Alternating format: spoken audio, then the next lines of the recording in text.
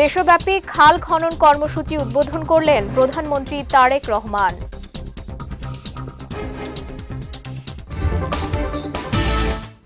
তেলের কোনো সংকট নেই, দাম বাড়ছে না, জানালেন সড়ক পরিবহন মন্ত্রী।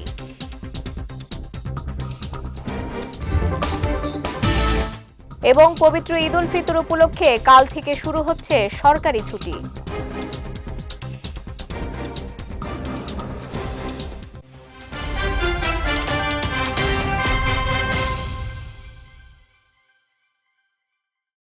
আসসালামু আলাইকুম। পুষ্টিচা নিবেদিত বিজয় রাতের সংবাদে আমন্ত্রণ জানাচ্ছি আমি সঞ্জিদা আজিজ।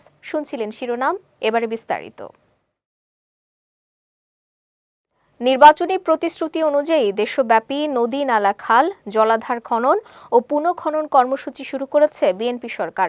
দুপুরে দিনাজপুরের কাহারোল উপজেলার বলরামপুরের সাহাপাড়ায় খাল খননের মাধ্যমে একযোগে দেশের ৫৪টি খালের খনন কর্মসূচির উদ্বোধন করেছেন প্রধানমন্ত্রী তারেক রহমান।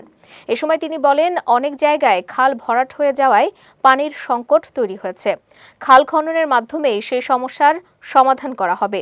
বর্ষার পানিকে ধরে রেখে কৃষিকাজে ব্যবহারের ব্যবস্থা করা হবে। প্রধানমন্ত্রী বলেন, উজান থেকে যে পানি আসে তা সংরক্ষণ করা গেলে কৃষি উৎপাদন বাড়বে এবং দেশের মানুষ উপকৃত হবে। তিনি আরও বলেন, এই খাল পুনঃখননের ফলে প্রায় ৩১,০০০ কৃষক সরাসরি সেচ সুবিধা পাবেন এবং প্রায় ৩.৫ লাখ মানুষ উপকৃত হবেন।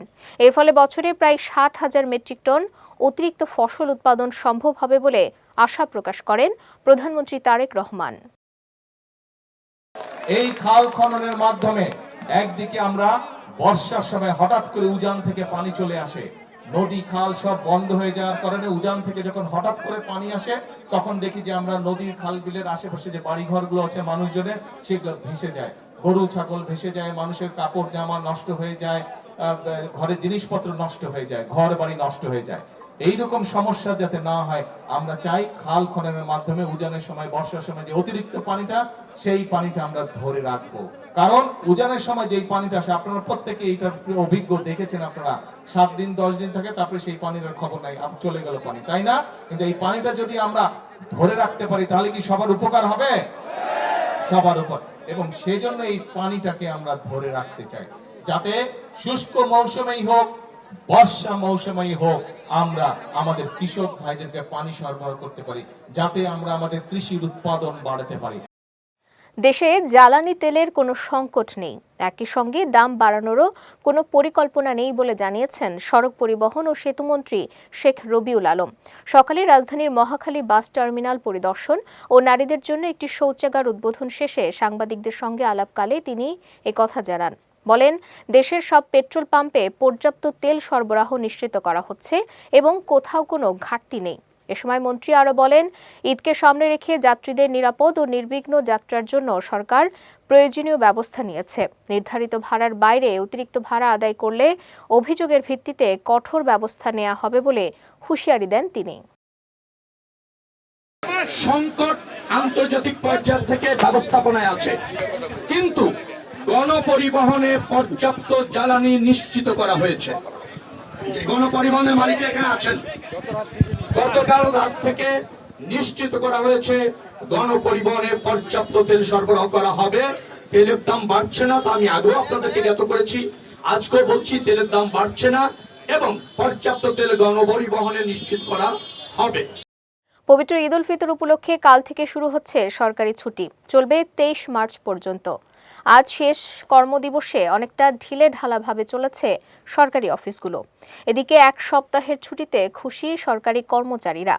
প্রিয়জনদের সঙ্গে ঈদের আনন্দ ভাগাভাগি করতে মুখিয়ে আছেন তারা। অনেকে আগেই পরিবারের সদস্যদের পাঠিয়ে দিয়েছেন গ্রামের বাড়িতে। যারা 24 ও 25 মার্চ ছুটির ব্যবস্থা করতে পেরেছেন তারা অফিসের বাইরে থাকবেন 12 দিন। 26 মার্চের ছুটির পর 29 মার্চ থেকে অফিস কার্যক্রম পুরোদমে চলবে বলে জানিয়েছেন কর্মকর্তা কর্মচারীরা।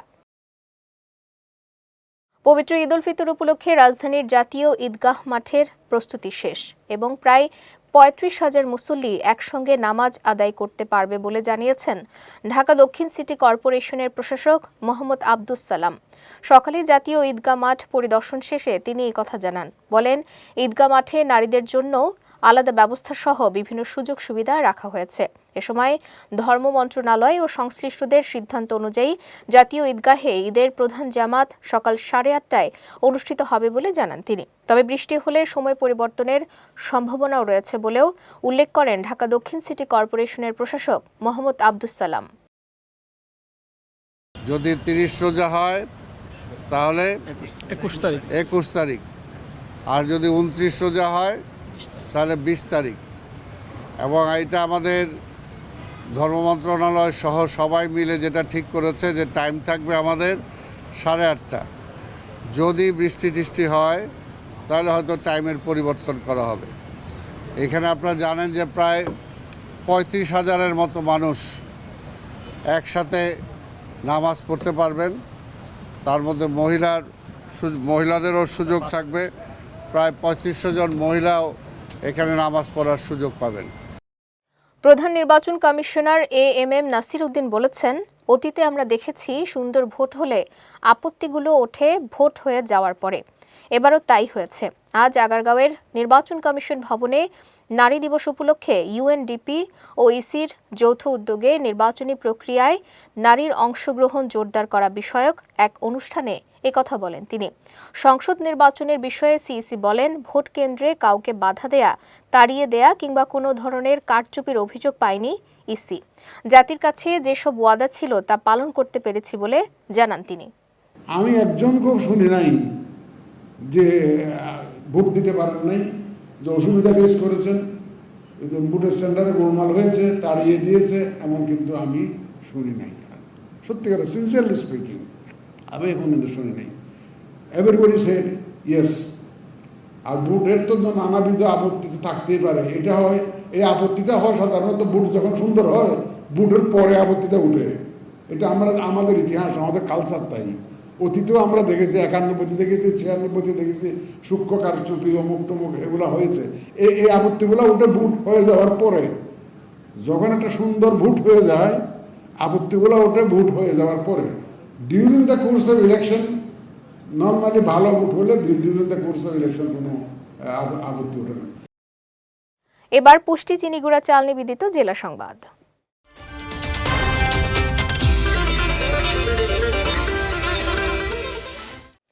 খাল ও নদী দখলদারদের হুঁশিয়ারি দিয়ে কৃষিমন্ত্রী বলেছেন, তারা যতই শক্তিশালী হোক না কেন সরকার কিংবা জনগণের চেয়ে বেশি শক্তিশালী নয়। সকালে কুমিল্লার লালমাই উপজেলায় ডাকাতিয়া নদীর শাখা খাল খনন কাজের উদ্বোধনকালে তিনি এই হুঁশিয়ারি দেন। দেশব্যাপী সরকারের খাল পুনঃখনন কর্মসূচির অংশ হিসেবে 5300 মিটার দীর্ঘ এই খাল খনন কাজের উদ্বোধন করা হয়। উদ্বোধনী অনুষ্ঠানে মন্ত্রী বলেন, যারা খাল দখল করেছে তারা প্রভাবশালী নয়, বরং অন্যায়কারী ও দুষ্কৃতকারী। তাদের এসব দখল ছেড়ে দিতেই হবে। অনুষ্ঠানে কুমিল্লা 10 আসনের সংসদ সদস্য মোবাশ্বের আলম ভূঁইয়া সহ অন্যান্যরা উপস্থিত ছিলেন। যারা দখল করেছেন, কোনো আমলে হয়তো দখলের উৎসব চলছে, আপনারাও ওই উৎসবে গা ভাসায় দিয়া দখল করে ফেলছেন। আমি কৃষিমন্ত্রী হিসাবে, এই বিএনপি সরকারের একটা কর্মী হিসাবে বিনীত অনুরোধ করব, আপনি যেই হন, আল্লাহর হস্তে খাল বা নদী যা দখল করছেন ছেড়ে দেন, কারণ আপনাকে ছেড়ে দিতেই হবে, আপনি যেই হন। খাল খনন শুধু লোক দেখানোর জন্য নয়, বরং নদী বিলের সঙ্গে সংযোগ করে পানির প্রবাহ নিশ্চিত করা হবে বলে মন্তব্য করেছেন পাট ও বস্ত্র মন্ত্রণালয়ের প্রতিমন্ত্রী মোহাম্মদ শরীফুল আলম। দুপুরে কিশোরগঞ্জের নিকলির আরিবিল খাল খনন কর্মসূচির উদ্বোধনী অনুষ্ঠানে সাংবাদিকদের প্রশ্নের জবাবে তিনি এ মন্তব্য করেন। বলেন, এটা কোনো লোক দেখানোর কর্মসূচি নয়। প্রকৃত অর্থে খাল খননের মাধ্যমে এলাকার মানুষের কৃষিকাজ, মৎস্য সম্পদ এবং খাদ্য উৎপাদনে সহায়ক পরিবেশ তৈরি করাই এর লক্ষ্য। এ সময় খাল খননের সময় কৃষকদের স্বার্থ যাতে ক্ষতিগ্রস্ত না হয় সেদিকেও সরকার গুরুত্ব দেবে বলে জানান প্রতিমন্ত্রী। আজকের যে কর্মসূচিটা, এটা আমরা প্রায় 53টা জেলায় একটা পাইলট প্রকল্প হিসেবে আজকে শুরু হচ্ছে। কিশোরগঞ্জ জেলার নিকলি এই আরিবিল খাল উদ্বোধন হচ্ছে। এটা একটা পাইলট প্রকল্প। আমরা 5 বছরে 20,000 কিলোমিটার খাল খনন করব।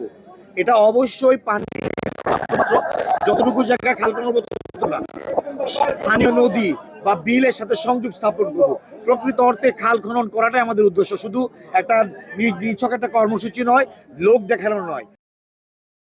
শাসক হতে নয়, আপনাদের সেবা করতে আমরা ক্ষমতায় এসেছি বলে মন্তব্য করেছেন ভূমিমন্ত্রী মোহাম্মদ মিজানুর রহমান মিনু। সকালে নওগাঁর নিয়ামতপুরে 1.20 কিলোমিটার দীর্ঘ বেললতা খাল খনন কাজের উদ্বোধনকালে তিনি এ মন্তব্য করেন।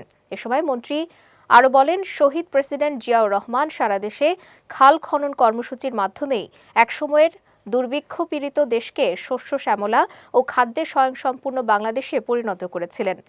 সেই ধারাবাহিকতায় বর্তমান সরকারও কৃষি বিপ্লবের লক্ষ্যে কাজ করে যাচ্ছে। অনুষ্ঠানে জেলা বিএনপির সভাপতি ও জেলা পরিষদ প্রশাসক আবু বক্কর সিদ্দিক নান্নু সহ নওগাঁর বিভিন্ন আসনের সংসদ সদস্যরা উপস্থিত ছিলেন। সব রাস্তা পুনরায় নির্মাণ হবে, সমস্ত নদীগুলি তাদেরকে আবার নব্যতা ফিরিয়ে আনার জন্য খোঁড়া হবে এবং ফ্যামিলি কার, এই যে হাতে এখনো দাগ আছে দেখেন, ভোট দিচ্ছেন না, আছে এটা এখনো ওঠেন, ফ্যামিলি কার্ড দেওয়া শুরু হয়েছে, সকল মায়েরা পাবে, একটা পরিবারের মায়েরা সবাই পাবেন। আমি জনগণের জন্য অবশ্যই সততার সঙ্গে কিছু করব।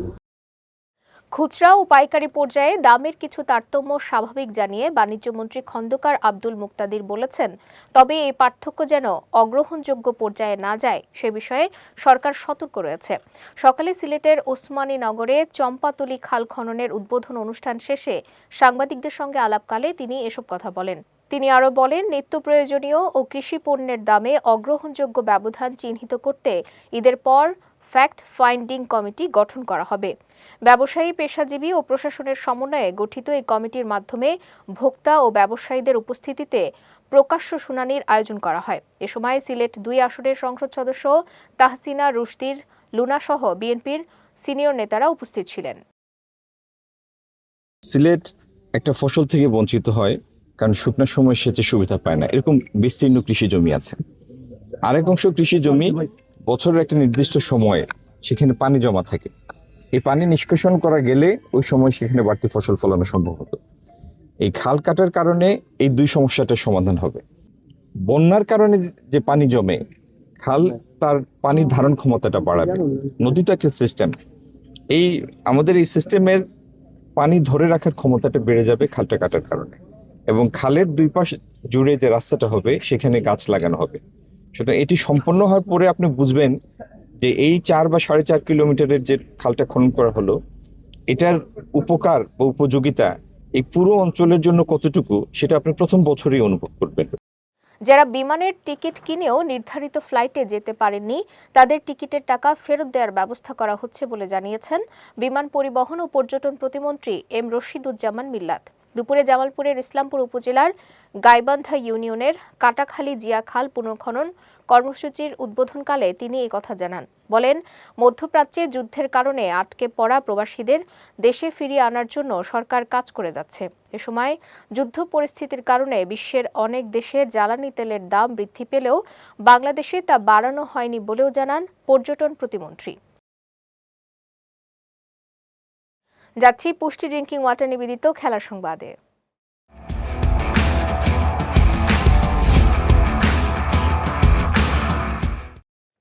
সাদা বলের পূর্ণাঙ্গ সিরিজ খেলতে আগামী এপ্রিলে বাংলাদেশে আসছে নিউজিল্যান্ড। সিরিজে 3টি ওয়ানডে এবং 3টি টি-20 ম্যাচ খেলবে 2 দল। ঢাকা এবং চট্টগ্রামে অনুষ্ঠিত হবে সিরিজের ম্যাচগুলো। আজ এক বিজ্ঞপ্তিতে বাংলাদেশের নিউজিল্যান্ড সিরিজের সূচি চূড়ান্ত করেছে বিসিবি। ওয়ানডে সিরিজের প্রথম ম্যাচ হবে 17 এপ্রিল মিরপুর শেরেবাংলা জাতীয় স্টেডিয়ামে। একই ভেন্যুতে 20 এপ্রিল মাঠে গড়াবে সিরিজের দ্বিতীয় ওয়ানডে। 23 এপ্রিল সিরিজের তৃতীয় ওয়ানডে হবে চট্টগ্রামে বীরশ্রেষ্ঠ flight lieutenant Motiur Rahman cricket স্টেডিয়ামে।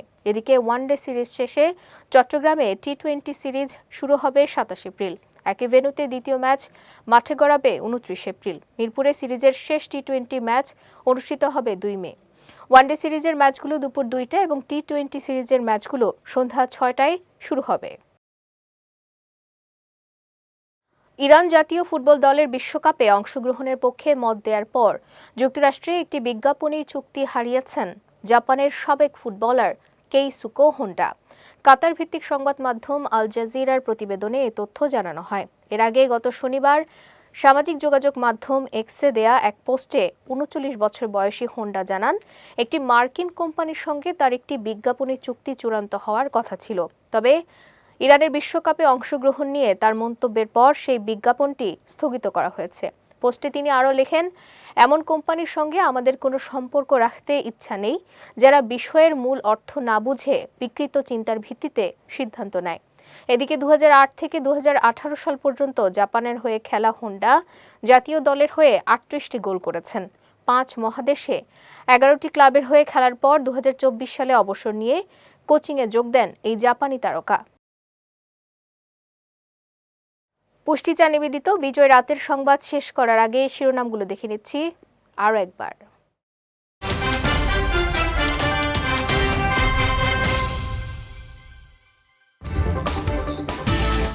দেশব্যাপী খাল খনন কর্মসূচি উদ্বোধন করলেন প্রধানমন্ত্রী তারেক রহমান।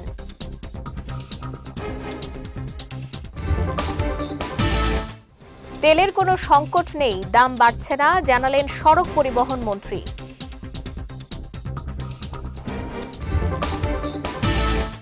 এবং পবিত্র ঈদ উল ফিতর উপলক্ষে কাল থেকে শুরু হচ্ছে সরকারি ছুটি।